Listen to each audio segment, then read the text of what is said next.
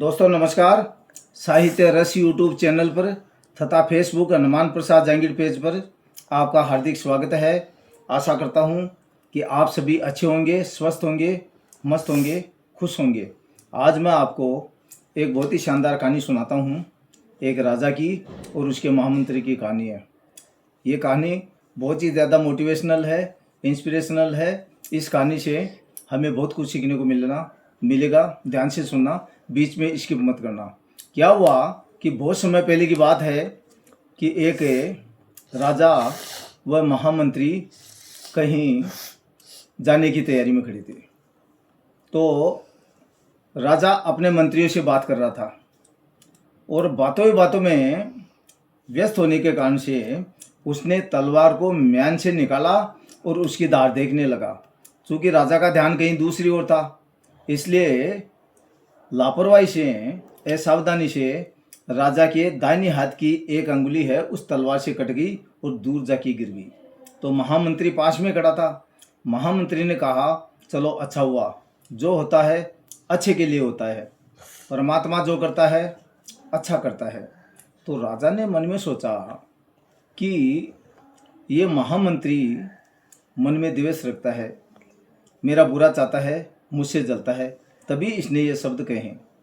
तो पास में चापलूस मंत्री भी खड़ा था। उसने राजा से कहा कि आपने देख लिया और कानों से, आंखों से देख भी लिया और कानों भी सुन भी लिया कि महामंत्री आपसे कितना द्वेष रखता है। इसके बाद में वो चापलूस मंत्री था, वो वेद को बुला के लाया और वेद ने राजा की अंगुली की मरहम गापटी की। और राजा उस महामंत्री की बात से इतना चिढ़ गया, नाराज हो गया कि उसने फौरन अपने महामंत्री को जेल में डालने का आदेश दे दिया। और राजा के आदेश का पालन हुआ और महामंत्री को जेल में डाल दिया गया। अब 6 महीने में राजा की दाहिने हाथ की वो कटी हुई उंगली थी वो बिल्कुल सही हो गई। और इसके बाद में राजा ने, जो चापलूस मंत्री था उसको राजा ने महामंत्री बना दिया। और राजा अपने चापलूस मंत्री को, जो महामंत्री बनाया गया था, उसको साथ लेकर के दोनों घोड़े पे शिकार होके और अन्य सेना के सिपाहियों के साथ में जंगल में शिकार करने के लिए चले। अब क्या हुआ कि राजा और महामंत्री इन्होंने अपने घोड़े शिकार के पीछे दौड़ा दिए, तो सेना तो पीछे छूट गई और वो अकेले रह गए और घनघोर जंगलों में जाके साहब वो फंस गए। अब वहाँ पर उनको आदिवासी जंगली भी लोग मिल गए साहब।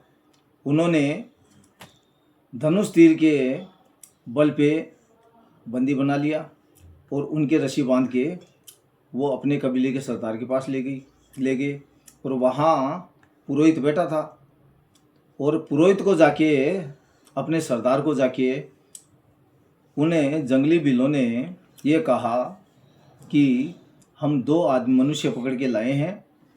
तो पुरोहित ने कहा, बहुत अच्छी बात है, इन दोनों की बलि देंगे, क्योंकि उनको बलि पुरुष की बलि देनी थी। तो पुरोहित ने कहा कि इनको तैयार करो, लेकिन ध्यान से देखो कि इनमें से कोई अंग भंग तो नहीं है। तो देखा तो राजा की अंगुली कटी हुई थी कि साहब एक व्यक्ति की अंगुली कटी हुई है।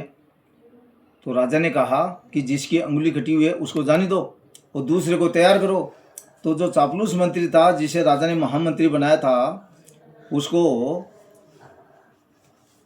जो जंगली लोग, भील लोग थे, उनका जो सरदार था, उन्होंने नहला धुला के तैयार किया।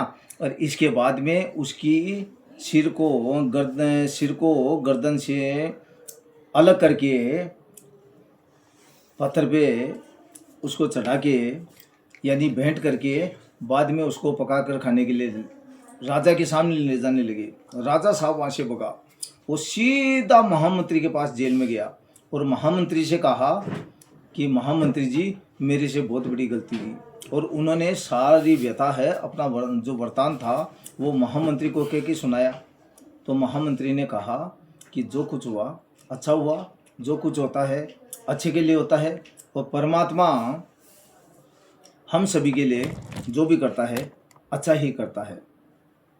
तो राजा ने कहा कि मेरी तो अंगुली कटी हुई थी इसलिए मेरी जान बच गई, लेकिन महामंत्री जी आपके लिए क्या अच्छा हुआ कि आपको ये शब्द कहने से 6 महीने की जेल काटनी पड़ी।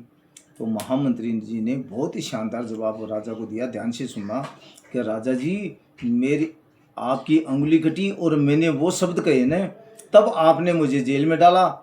यदि मैं जेल में नहीं होता तो उस चापलूस मंत्री के साथ में मैं आपके साथ शिकार करने जाता और उस चापलूस मंत्री के स्थान पर मेरी बलि चढ़ाई जाती। तो राजा जी को अपनी गलती का एहसास हुआ। उन्होंने महामंत्री जी से क्षमा याचना की और महामंत्री को पुनः उन्होंने महामंत्री बनाया। अब तुलसीदास जी की एक चौपाई यहाँ रिलेवेंट है, प्रासंगिक है, वो मैं आपको सुनाना चाहता हूँ, ध्यान से सुनना। कि जिमे सरिता सागर जहु माही, यद्यपि ताही कामना नहीं, तिमी सुख संपत्ति बिनहि बुलाए, धर्मशील पही जहीं सुबाए। अर्थात समुद्र का आमंत्रण निमंत्रण न होने के बावजूद जिस प्रकार से नदियां स्वयं चल के समुद्र में गिरती है, समुद्र से मिलती है, उसी प्रकार से एक धर्मशील व्यक्ति के पास में है सुख संपत्ति बिना बुलाए उसके पास जाती है। अर्थात जो व्यक्ति धर्म के मार्ग पे चलता है वो उसके पास में सुख संपत्ति स्वयं चल के जाती है, उसको बुलाना नहीं पड़ता। इसलिए इस कहानी से हमें ये शिक्षा मिलती है कि हमें मालिक पे विश्वास होना चाहिए और हमें सत्कर्म करते हुए धर्म के मार्ग पे चलना चाहिए। यदि हम धर्म के मार्ग पे चलेंगे तो कुल देवी, लक्ष्मी देवी, भाग्य देवी, यश देवी अपने आप ही धर्म के मार्ग पे चलने वाले व्यक्ति के पास स्वयं चल के आती है, उसे बुलाना नहीं पड़ता है। वो जीवन में कभी दुखी नहीं रहता, अशांत नहीं रहता, क्योंकि दुख का कारण है वो आसक्ति है, दुख का कारण है वो स्नेह है। इसलिए जीवन में कभी किसी से स्नेह नहीं करना चाहिए, कभी पाप नहीं करना चाहिए, धर्म के मार्ग पर चलना चाहिए, धर्म ग्रंथों का अध्ययन करना चाहिए और सत्कर्म करना चाहिए। हमारे मनुष्य जीवन का यही एकमात्र मकसद है। ऊपर वाले ने, परमात्मा ने हमको मनुष्य जीवन दे करके सिर्फ यहाँ पैसा कमाने के लिए नहीं भेजा है। हमें गृहस्थी का कर्म करते हुए अपने रोजी के काम को भली भांति पूर्ण समर्पण, निष्ठा, ईमानदारी, धर्मता, एकाग्रता, दत्त चित्तता के साथ में निर्वहन करते हुए हमें भक्ति मार्ग को, आध्यात्मिक मार्ग को अपनाना चाहिए। और यदि हम पढ़े लिखे हैं तो हमें धर्म ग्रंथों का अवश्य अध्ययन करना चाहिए। यदि हम पढ़े लिखे नहीं हैं तो हमें नाम जप करना चाहिए, साधना करनी चाहिए, भक्ति करनी चाहिए, उपासना करनी चाहिए, हमें माला फेरनी चाहिए और हमारे जो दिव्य महापुरुष है, संत महात्मा है, उनका प्रवचन अवश्य सुनना चाहिए। आप देखना आपके जीवन में क्या आमूलचूल परिवर्तन होगा, आप स्वयं महसूस कर सकोगे। यदि आपको वीडियो पसंद आए तो इसे लाइक करें, शेयर करें, कमेंट करें और फेसबुक पेज हनुमान प्रसाद जांगिड़ पर ज़्यादा से ज़्यादा फॉलो करें। अंत में मैं आप सभी से यह आग्रह करना चाहता हूँ कि हम सभी सत्कर्म करते हुए, मालिक का नाम लेते हुए, अपने परिवार, समाज और राष्ट्र के प्रति अपने कर्तव्य दायित्वों का भली भांति निर्वहन करते हुए, अपने पेशेवर कर्तव्य दायित्वों का भी पूर्ण समर्पण, निष्ठा, ईमानदारी, धर्मता, एकाग्रता, दत्त चित्तता के साथ में निर्वहन करते हुए शांति का जीवन जीते हुए तरक्की के उत्तम आयामों को प्राप्त करें। इसी आशा और विश्वास के साथ में जय हिंद, जय भारत, जय कानून, जय संविधान एंड जय साहित्य। नमस्कार, धन्यवाद।